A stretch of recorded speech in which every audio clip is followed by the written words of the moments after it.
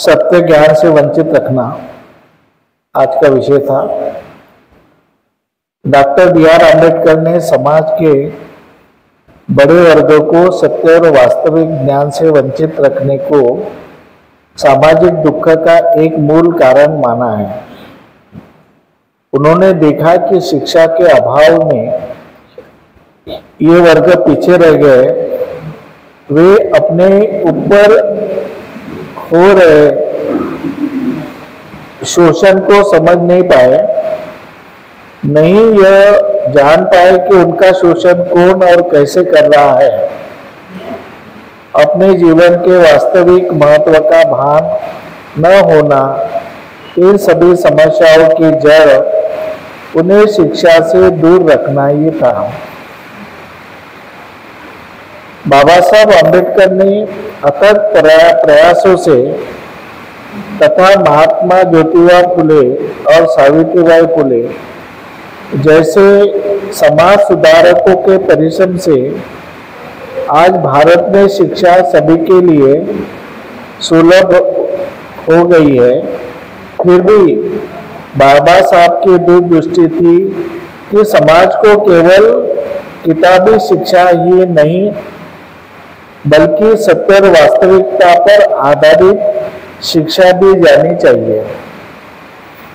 वे पुराने कथा कहानियों या इतिहास पर अत्यधिक बल देने के बजाय वैज्ञानिक दृष्टिकोण और वर्तमान सामाजिक आर्थिक परिस्थितियों को समझने वाली शिक्षा के पक्षधर थे। उनके अनुसार शिक्षा का पाठ्यक्रम ऐसा होना चाहिए जो समाज की वास्तविकता को परखे।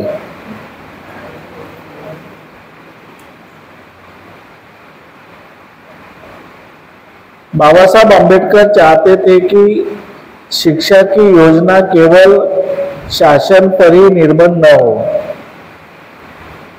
उनका मानना था कि समाज में ऐसे प्रबुद्ध प्रशिक्षक और मार्गदर्शक तैयार होना चाहिए जो लोगों को उनकी वास्तविक समस्या हो, चाहे वे सामाजिक, व्यक्तिगत, आर्थिक या मानसिक हो, के बारे में सही जानकारी दे सके।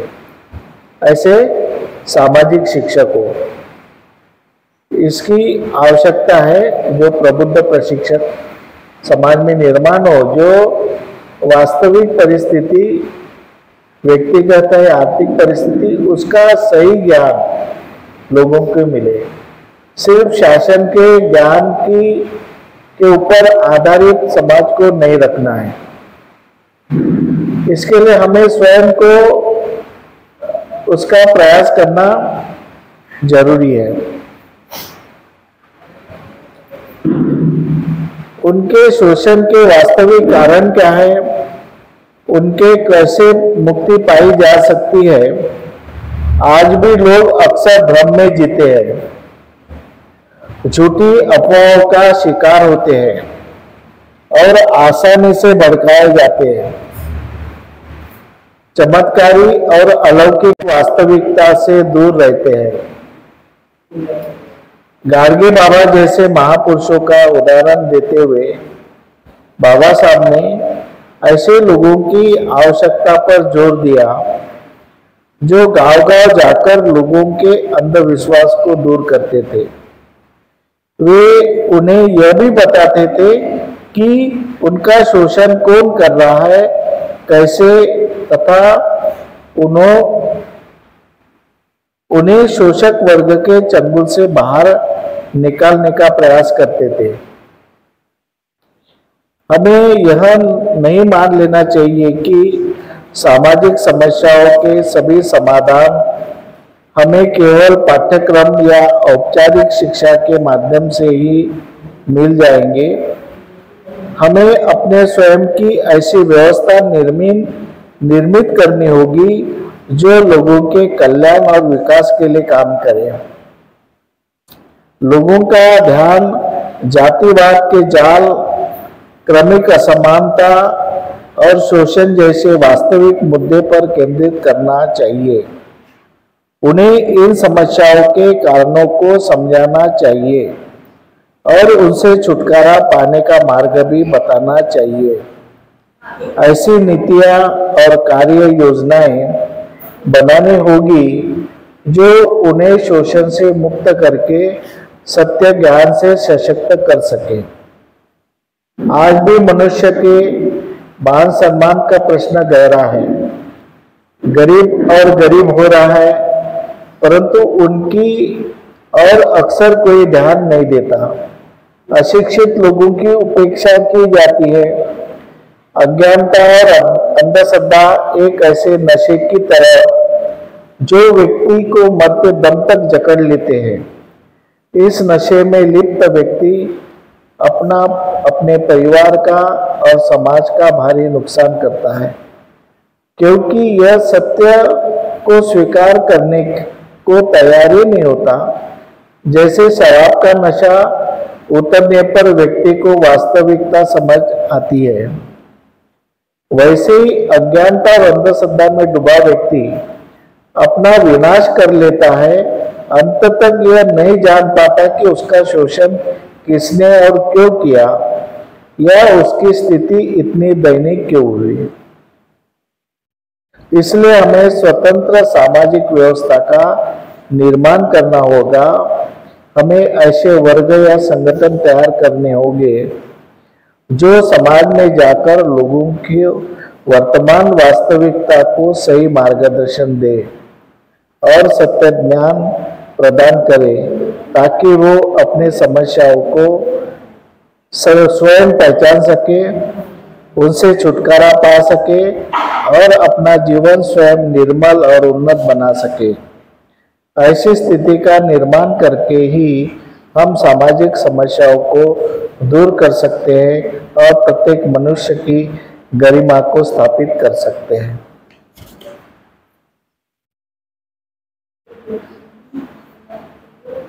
बराबर।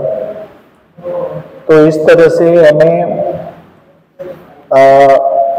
अज्ञानता के जाल से या भ्रम का जाल जो बुना हुआ है, असत्य का जाल चारों तरफ बुना हुआ है, उस असत्य के जाल से हमें छुटकारा पाना है। सत्य को पहचानना है। हर जगह आप समझ लिए कि समझना है कि सत्य क्या है, असत्य क्या है, कौन सत्य बोल रहा है, कौन असत्य बोल रहा है, कौन किसको फंसा रहा है, कौन किसको ठगा रहा है। इसके बारे में हमें समझने की आवश्यकता है, तभी हम आगे बढ़ सकते।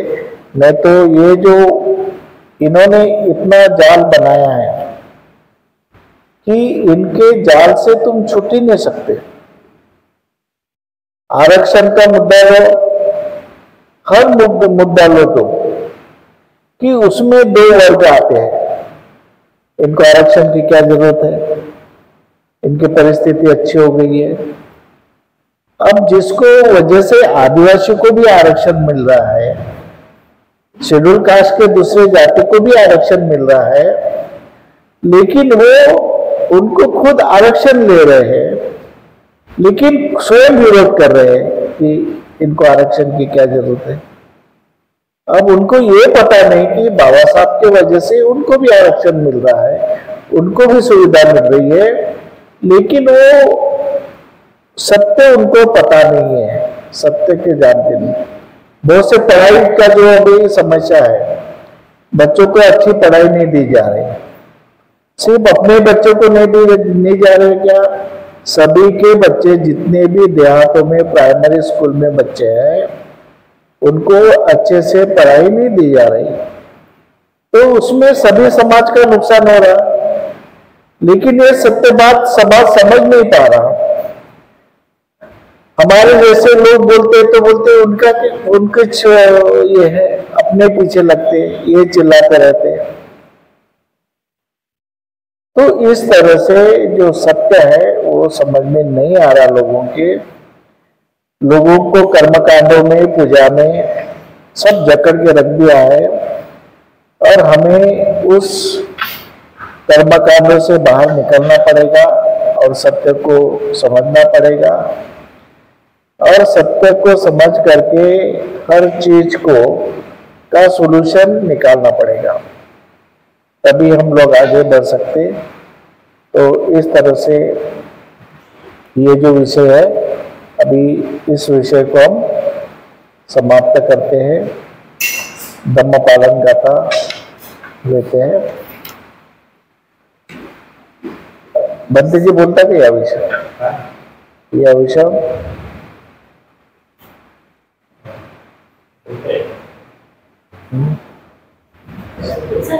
असंच बोलत असेल तर बोला, पाऊस येत आहे, कोणीच जाणार नाही। आता बोला।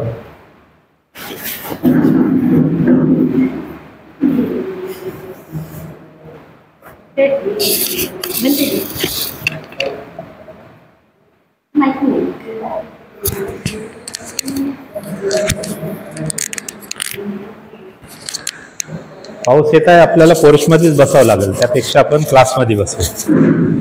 म्हणजे आपलं आता हा जे सिच्युएशन निर्माण झाली टाइम आणि पावसाची है, आपली प्रज्ञा जागृत झाली, आपण काय केलं पाहिजे, आणि त्या बळावर आपण मग इथे बसण्यापेक्षा, गोष्टी सांगण्यापेक्षा इथे बसूया। आता हे भंतेजी आपल्याला हे जे सांगितलं, अज्ञान, ज्ञान, सत्य ज्ञान आणि प्रज्ञा, त्याच्यात सर्वश्रेष्ठ जे आहे प्रज्ञाबल आहे। म्हणजे आणि प्रज्ञाबल कसं विकसित होते ते डेव्हलप झालं पाहिजे। प्रज्ञाबल आपण स्वतः विकसित करू शकतो, कारण समाजामध्ये जे प्रश्न निर्माण होते तर ब्लाइंडली आपण त्याच्यावर फेथ ठेवायचा नाही, एक तर त्याचं परीक्षण करायचं। आता परीक्षण आपण प्रत्येकाने करता आलं पाहिजे। आता ते कसं करायचं, तर तुम्हाला त्याच्यावर हा सगळा समाज व्यवस्थेचा किंवा जे प्रश्न निर्माण झाले तर थोडंसं थिंकिंग पाहिजे, म्हणजे थोडंसं अभ्यास पाहिजे, बिना अभ्यास नाही। म्हणजे आपण जर अज्ञान असेल तर आपण सत्य ज्ञान ओळखू शकत नाही, किंवा ज्ञान आहे ते पण समजू शकत नाही। म्हणजे आपल्याला अज्ञान जे आहे, अज्ञान हे सर्वात लो ग्रेड आहे, आणि ह्या अज्ञानाचाच फायदा ह्या वर्गाने घेतलेला आहे पुरोहितशाहीने आजपर्यंत आणि आजही मनुष्याच्या अज्ञानाचा फायदा या पुरोहितशाहीने घेतलेला आहे, हे आपल्याला मुख्यतः पाहायला मिळते आहे। आणि म्हणून अज्ञान हा माणसाचा शत्रू आहे, माणसाच्या विकासाला तो गती देत नाही, मग विकास खुंटवतो माणसाचा, आणि मग माणूस अज्ञानीच नाही राहिला पाहिजे। माणूस हा अज्ञानी नाही राहिला पाहिजे, त्याचे काय मापदंड आहेत, याचे काही मापदंड असायला पाहिजे ना। माणूस अज्ञानी नाही म्हणजे शिक्षणच आहे म्हणून ज्ञान आहे बा असा प्रश्न नाही आहे, तर तुमची प्रज्ञाबल जे आहेत ना, प्रज्ञाबल जागृत केलं पाहिजे, विकसित केलं पाहिजे।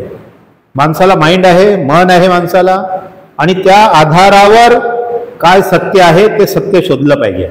आणि सत्य जर शोधता आलं तर आपण अज्ञान राहणार नाही, आणि अज्ञान राहिलं नाही माणसामध्ये तर तुमची फसवणूक होणार नाही। अज्ञान जे काही आपलं नुकसान होते, जे काही आपली प्रगती खुंटते, त्या अज्ञानाच्या भरशावर होते, आपण अज्ञानी आहो म्हणणे। आणि म्हणून ते अज्ञान घालवण्यासाठी आपल्याला ज्ञानाची गरज आहे। अज्ञान घालवण्यासाठी आपल्याला ज्ञानाची गरज आहे। आपण ज्ञान कुठून मिळते, ज्ञान हे शिक्षणातून मिळते, ज्ञान हे वाचनातून मिळते, आणि म्हणून वाचन केलं पाहिजे। आपण म्हणतो का मोबाईल पाहिला आणि आपल्याला ज्ञान मिळालं, मोबाईलमध्ये बरेच लोक म्हणतात मोबाईलमध्ये बरंच काही शिकण्यासारखं आहे शिकण्यासारखं, पण तो सगळं काही शिकण्यासारखं नाही। आता गुगलवर आम्ही पाहतो आहे, गुगल सर्च करतो तर गुगल म्हणजे शेवट कोण आहे, त्या माणसाने डेव्हलपमेंट केलेलं आहे ना। माणसाने जे त्याच्यात सबमिट केलेलं आहे ते तुम्हाला रिटर्न गुगल देते, तुम्ही मागता तर। मग आपल्याला जे आपल्याला पाहिजे ते नाही मिळत ना, आपल्याला पाहिजे ते जर मिळत नसेल तर गुगल आहे। म्हणून ज्या महापुरुषावर आपला फेथ आहे, ज्या महापुरुषावर आपला विश्वास आहे, अशा लोकांचं साहित्य वाचणं, छोटे छोटे पुस्तकं वाचणं, आणि त्या पुस्तकातून आपल्याला जे ज्ञानबल आहे ते ज्ञानबल विकसित करणं, आणि ते सगळे महापुरुष सांगतात हे कुठून येते, हे शिक्षणातून येते. शिक्षण नसल्यामुळे आपल्याला अज्ञान आलं. कारण यांनी बघितलं, ह्या पुरोहितशाहीने बघितलं, आणि म्हणून तुमचं हजारो वर्षापासून आपलं काय बंद केलं, पहिलं शिक्षण बंद केलं. शिक्षण बंद केलं ना, काहून? शिक्षणातून माणसाला प्रज्ञा मिळते, त्यातून सत्य ज्ञान मिळते, त्याच्यातून ज्ञान मिळते. आणि शिक्षण बंद केल्यामुळं आम्ही अज्ञानी झालो. आणि हे काम जे आहे हे महापुरुषांनी हेरलं. बाबासाहेबांच्या पहिले अनेक लोकांनी केलं, पण त्याला नव्या युगामध्ये 18व्या शतकामध्ये ज्योतिबा फुलेने त्याला अग्रकांनी थिणलं. शिक्षणामुळे हे जे नुकसान होत आहे, माणसाचं शोषण होत आहे, ते शिक्षणामुळे. आणि शिक्षण हे दिलं पाहिजे म्हणून त्यांनी शाळा काढल्या, एज्युकेशन दिलं. आणि एज्युकेशनच्या भरोशावर आपण आपली प्रज्ञा विकसित केली पाहिजे, आपलं ज्ञान विकसित केलं पाहिजे, म्हणून आपण वाचन केलं पाहिजे. पण आता अण्णाभाऊ साठेची 1 ऑगस्टला जयंती साजरी केली. एकाही शाळेत न शिकलेला बालक, 1.5 दिवस शाळेत गेलेला बालक, त्या विद्यार्थ्याचे मोठं झाल्यानंतर त्याचे सगळे साहित्य MA PhD ला त्याच्या नावावर, त्याच्या काव्यावर आणि त्यांच्या उपन्यास आणि जे कादंबरी आहेत त्याच्यावर PhD करणारे लोक. म्हणजे काय आहे, हे ध्यास आहे. आपल्याला तो ध्यास अवगत झाला पाहिजे, अवगत केला पाहिजे. म्हणजे शाळेत न जाता जो माणूस शाळेत नाही गेला, त्याचा अभ्यासक्रम विद्यापीठामध्ये त्याच्यावर अभ्यासक्रम आहे, MA PhD ला त्याचा अभ्यासक्रम आहे. आमच्याकडे जे महिला आहेत त्या महिलाला 4 मुलं आहेत, 3 मुली नाही. आत्ताच नुकताच रिझल्ट आला, आम्ही सत्कार केला त्यांचा. आता MBBS झालेली होती मुलगी आणि आता कॅन्सरमध्ये MD झाली, कॅन्सर या विषयामध्ये. कशाच्या भरोशावर? कारण ते OBC महिला आहेत, पण धम्मामध्ये इतकी रुची घेत आहेत. आणि एवढंच नाही तर स्वतःच्या प्रज्ञाबलावर सत्य आणि असत्याचं परीक्षण होते, करण्याची क्षमता आहे. कधी कधी चुकत असा हा भाग वेगळा, परंतु तिच्या आकलनामध्ये जे आहे आणि ती जिज्ञासा आहे, ती जिज्ञासा आहे. आणि त्या जिज्ञासामुळं हे सगळं घडते आहे. म्हणून आपल्याला प्रज्ञा हे शिक्षणातूनच डेव्हलप होते. आणि अज्ञान आपण हे अंधकार आहे, अंधार कोठडी आहे, हे अंधार कोठडीत आपल्याला जर राहायचं नसेल तर आपल्याला ज्ञानी व्हावं लागेल. ज्ञान हे शिक्षकांना मिळते, त्याच्यामुळं शिक्षण आपल्याला घ्यावं लागेल, वाचावं लागेल. बाबासाहेब सदैव विद्यार्थी होते, शेवटच्या क्षणापर्यंत विद्यार्थी राहिले बाबासाहेब. रायटिंग करणं आणि वाचणं, रायटिंग करणं वाचणं हा त्यांचा छंद होता. म्हणून विद्यार्थी माणसाने शेवटपर्यंत, आपण म्हटलं का बाबासाहेब अनेक ठिकाणी असं म्हणतात, लोकांना ग्रॅज्युएट झालं की बस नोकरी लागली का शिक्षण संपलं, बुक टाकून देते. बाबासाहेब एका ठिकाणी असा उल्लेख करतात की मी जर म्हणजे प्रवास करत असताना ग्रॅज्युएट झालेल्या लोकांच्याकडे पाहतो तर त्यांच्याकडे माचीस म्हणजे सिगारेटचं पॉकेट आणि हे असतात. मी ज्या ज्या ठिकाणी जातो तर माझ्या बॅगमध्ये 2 वर्तमानपत्र आणि 1-2 पुस्तकं असतात. म्हणून बाबासाहेबांचे जे फॉलोअर्स आहे, बाबासाहेबांचे जे माणसं आहेत, आपण सगळे लोक आहोत, आपण शेवटपर्यंत अभ्यास करत राहायला पाहिजे. अभ्यास करण्याची मेथड आहे, पद्धत आहे. असा होऊ द्या पसारा पुस्तकाचा घरी, असा आहे तर पसारा राहते आपल्याकडे अनेक ठिकाणी. पुस्तकं, छोटे छोटे पुस्तकं. बाबासाहेबांनी एवढा मोठा मेला मिळते आपल्या दीक्षाभूमीवर, लोक त्याचा उल्लेख करतात त्या मेळ्याचा. का इथून जगातला एकमेव हा असा मेळा आहे दीक्षाभूमीचा, तर त्याच्यातून करोडो रुपयाची पुस्तक विक्री होते. आणि मग जर करोडो रुपयाची पुस्तक विक्री जर होते तर तो बाबासाहेबाचा समाज, त्याची लूट कशी होते, तो अज्ञानी कसा आहे, तो ज्ञानवंत का नाही, हा प्रश्न आपल्याला पडायला पाहिजे. कारण याचा अर्थ आपण त्याला पाहिजे त्या प्रमाणात, त्या ससोटीनं आपण म्हणजे थिंकिंग करायला पाहिजे, वाचन करायला पाहिजे. ते होत नाही असा त्याचा अर्थ होते. आणि म्हणून ते वाचन सिस्टीम जी आहे आपण बदलवली पाहिजे, थिंकिंग प्रोसेस चालू केली पाहिजे. एखादी घटना घडली समाजामध्ये, ते का घडली, हे कशी घडली, तर त्याचं थिंकिंग करायला पाहिजे. आपल्याला जर नाही समजलं तर सुज्ञ माणसाला आपण विचारलं पाहिजे. कोणाला विचारून चालणार नाही, कोणाला विचारून चालणार नाही. ज्याचा आपला विश्वास आहे का हा माणूस काहीतरी अभ्यास करतो आणि हा माणूस ज्ञानी आहे, ह्याला हा करेक्ट ज्ञान करतो, अशा लोकांकडून जे माध्यम असेल त्यांच्यापर्यंत पोहोचायची त्यांना विचारलं पाहिजे. आणि हे जर आपण परिस्थिती जर अशी नेहमी बनवले तर आपण अज्ञानापासून आपली मुक्तता होतो. अज्ञान जर आपण घालवला तर आपलं शोषण होणार नाही. अज्ञानामुळे आपलं दुःख कमी होते. अज्ञानामुळे आपली लूट होते. पुरेशी आजपर्यंत लूट केलेली अज्ञानामुळे, आणि त्यामुळं अज्ञानी समाज राहायला पाहिजे म्हणून त्यांनी शिक्षण प्रथा बंद केली. आणि अज्ञान कुठून घालवले जाते? शिक्षणातून. शिक्षण वाढवा तुम्ही. शिक्षण वाढवा म्हणून ज्ञान आणि सत्यज्ञान. सत्यज्ञान म्हणजे आपण म्हणतो असीम सत्य, म्हणजे रिअल ट्रूथ. रिअल ट्रूथ बिलकुल खरोखर, म्हणजे त्या सत्याला नाकारताच येणार नाही. त्या सत्याला नाकारताच येणार नाही असं सत्य. तर आपल्याला अशा सत्यापर्यंत पोहोचायचं आहे. आणि हे असं सत्य आपल्याला जर गवसलं, आपल्या प्रज्ञाबल ज्ञानबल विकसित केलं, शिक्षण झालं, आणि असं जर सत्य आपल्याला एकदा गवसलं तर आपलं नुकसान कधीच होणार नाही. आपली लूट होणार नाही. आपण फसल्या जाऊ नये. आपल्याला लुटल्या जाणार नाही. आणि कोणत्यासाठी आपण हे म्हणजे हे होणार नाही. मग तो धर्माचा प्रश्न असो की आणखी कोणताही प्रश्न असो, धर्माच्या प्रश्नावर जास्त लूट होते. आज कावड यात्रा तिकडे चालत होती, आज आपल्याकडे आली. आमच्या वरळ्याला कावड यात्रा होती त्या दिवशी. एका ठिकाणाहून 10-12 किलोमीटरचं गाव आहे भटाळा म्हणून, तिथे कावड यात्रा आणि बँड बाजा सहित कावड यात्रा निघली. त्याच्यापूर्वी 15-20 दिवसापूर्वी ते भिडे गुरुजी येऊन गेले होते. त्यांचं ते काम चालू आहे. म्हणजे आता तिकडला मराठा समाज जागृत झाला, त्यांना स्थान देत नाही. आणि असा जागृत झालेला समाज त्यांच्यावर ह्या वाणीवर प्रतिसाद मिळत नाही म्हणून तो इकडे विदर्भाकडे आहे. आणि विदर्भातल्या काही लोकांना पकडला गेला आणि कावड यात्रा इकडे चालू केली. म्हणजे हे कशाचे प्रकार? अज्ञानी. म्हणजे हे आपण बिलकुल सत्य जाणलं पाहिजे की ज्या व्यवस्थेनं आपल्याला लुटलं, आपलं शिक्षण बंद केलं, तर ती व्यवस्था कशी असेल. ते या व्यवस्थेनं शिक्षण यासाठी बंद केलं हा समाज अज्ञानी राहिला पाहिजे. आणि या अज्ञानाचा फायदा घेऊन त्याचं शोषण करून आम्ही सर्वश्रेष्ठ जीवन जगलं पाहिजे. हे त्यांच्या पाठीमागची भूमिका आहे. ते डोळे लावून तुम्ही त्याला सत्य म्हणा का हा समाज तेव्हा होता, काल होता आणि आजही आहे. आज पण आहे आणि आज तर मोठ्या प्रमाणात आहे. हे असले प्रकारचे विज्ञान युगामध्ये असले प्रकारच्या ज्या घटना घडतात आणि त्याला आपला समाज पुन्हा बळी पडतो, तर आपलं कर्तव्य आहे. त्याच्यातून काही फायदा नाही. त्याच्यातून आपण त्याच्यामध्ये शरीक होत नाही, सहभागी होत नाही, पण आपण चुपचाप पाहतो. हे पाहणं सुद्धा गुन्हा आहे. आपण पाहिलं नाही पाहिजे. अनेक लोकांना सांगलं पाहिजे, अनेक लोकांना कळवलं पाहिजे. कारण आपण प्रज्ञावान आहोत, आपण ज्ञानी आहोत.